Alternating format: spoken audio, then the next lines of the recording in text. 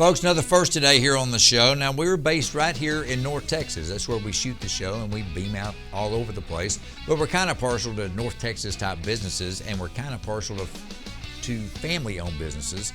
And on the rare occasions when we get to have a family-owned business based right here in North Texas, as if that wasn't cool enough, I get to talk to people today in the industry. I've never interviewed anyone in this industry. The industry itself is vineyards and wineries, specifically Blue Ostrich Winery and Vineyards. I'll flip them back the other way. And the family I was talking about, the Whitehead family, we have Julie and Patrick right here on the show. Julie, welcome aboard. Patrick, hey, Brian. Good to see you. How are you guys doing? We're doing good. Wonderful. Good to be here. Blue Ostrich. Yeah. All right, so it's a little softball question from me to you. Where does that name come from? We were actually a working ostrich ranch. So, and there are 3 types of ostrich: blue, reds, and blacks. Okay. And when we were coming up with the name for the winery, we wanted to be able to tell a story. Okay, what's our story? Well, we were a working ostrich ranch, kind of interesting. And so what sounds good? It just kind of had a ring to it. I think Blue Ostrich, it makes me smile right off the bat when I first hear it. All right. So when was the decision made to go from ostriches to wines? You want to jump on that one? Well, there was a little downtime. Julie's dad's been ranching up in that area for, almost 50 years, raising ostrich from about 89 to 2003. Got out of that business, and there's a little piece of land there where the ostrich pens were, where the ostrich barn was. We weren't sure what we were going to do, and her dad had this idea for planting grapes, and we thought, plant grapes, let's make wine. Next thing you know, we're off and running. Boom. And we thought, there's, like Julie said, there's a great story there about the fact that this once was a working ostrich ranch, and we still have ostrich on our property. When you show up, they're the first thing you see when you come out the parking lot. Okay, so let me ask you this. As a non-ranching, certainly non-vineyards, definitely non-winery type of guy, is ostrich fertilizer good for grapes? We get asked that. Yeah, we do. It's There's no correlation whatsoever. The ostrich we have now are just our mascots for show. We're no longer ranching. Okay, all right. Well, I was just curious, but maybe all those years Dad was be, doing it, you be. never know. Yeah. Well, to say that you guys are in the business is an understatement. I mean, the Texas wine industry itself is huge, all right? But you guys crank it up another notch or two. I mean, brag a little bit. Tell me about an award. We all headed to Northeast a while back with a bunch of people. Well, one of the more exciting ones was about 2 years ago. Julie and I were actually on a vacation. We were sitting in Rome, Italy, the day we were getting ready to fly home, and I got a text from the San Francisco International Wine Competition, the biggest wine competition, big one, letting us know that our Viognier, which is one of our wines, it's a white wine, actually won double gold, best in class, meaning that Texas wine beat out Viogniers from Europe, from California, all over. So we're moving the needle here in Texas with Texas wine. And wait a minute, and again, where were y'all sitting when you got this news? In Rome. Yeah. That's kind of cool. I think that's neat.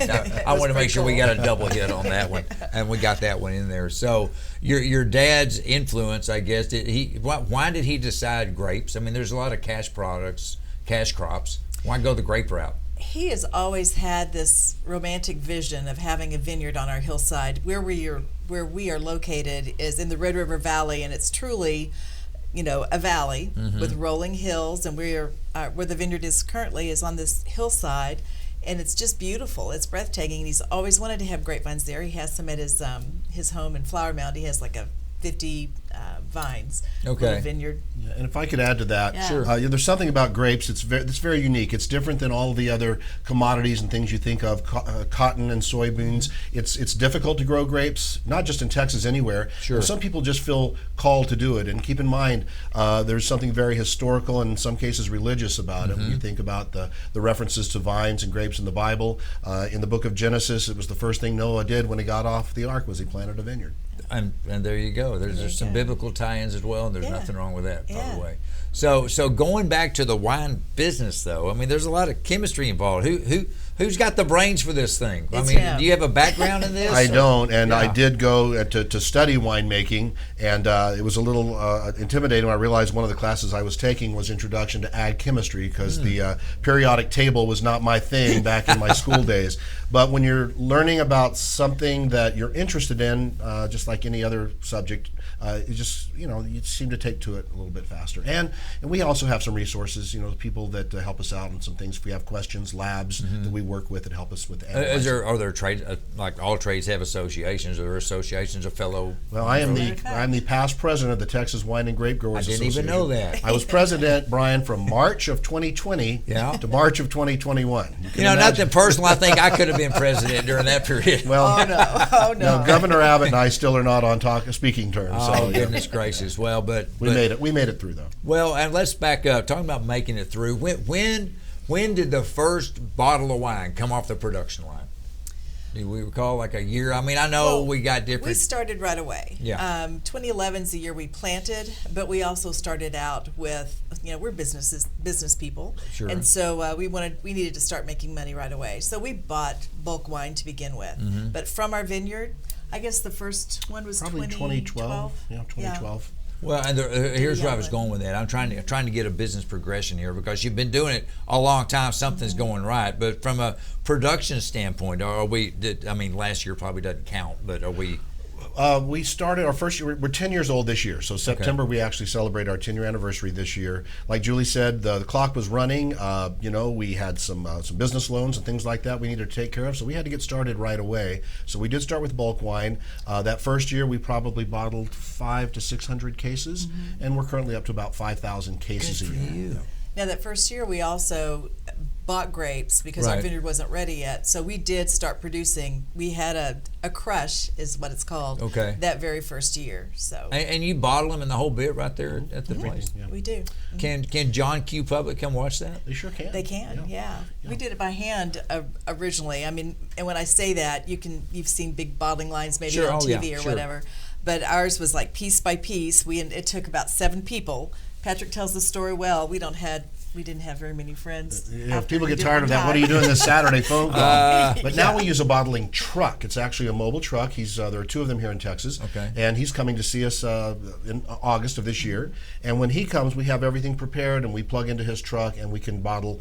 Gosh, we can do 100 cases an hour, whereas if we do it by hand, it would take us 8 hours to do 100 cases. Wow. Okay. I mean, it's like all the other industries. It's could be a very labor-intensive thing, but we're cutting that back here. Well, we did it with volunteers, so bless their hearts. You think about a bottling line, that could be $1 million piece of equipment. How often would I be using that? So that gentleman comes around and services the needs of many wineries, and it works for him and it works for us. I need to get him in here too. Yeah, That's really interesting. Yeah. Okay, so we've got the wine, we've got it bottled, we're ready to go. Now let's get to the distribution.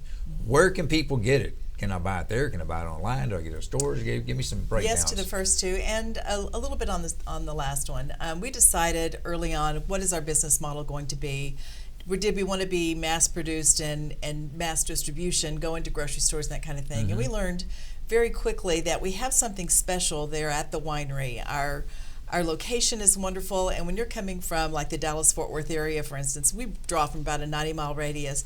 People come there and you just take a deep breath and you just want to stay because it's just relaxing and enjoyable. And we thought, okay, do we want to give discounts to this mass distributor, or would we rather give it to our customers and our fans? So we created a wine club, and so our wine club is very large, and so that really is how we mainly distribute. Now we have online presence also, so you can go to our website and order our wine. We ship to 36 different states. Yep. Good for you. Yeah. Good for you. But we are direct to consumer. That's our business model. Yeah. And a lot of the wineries, the high-end wineries in Napa, Sonoma, places like that, same sort of thing. You come in and you have that experience, and it goes from there.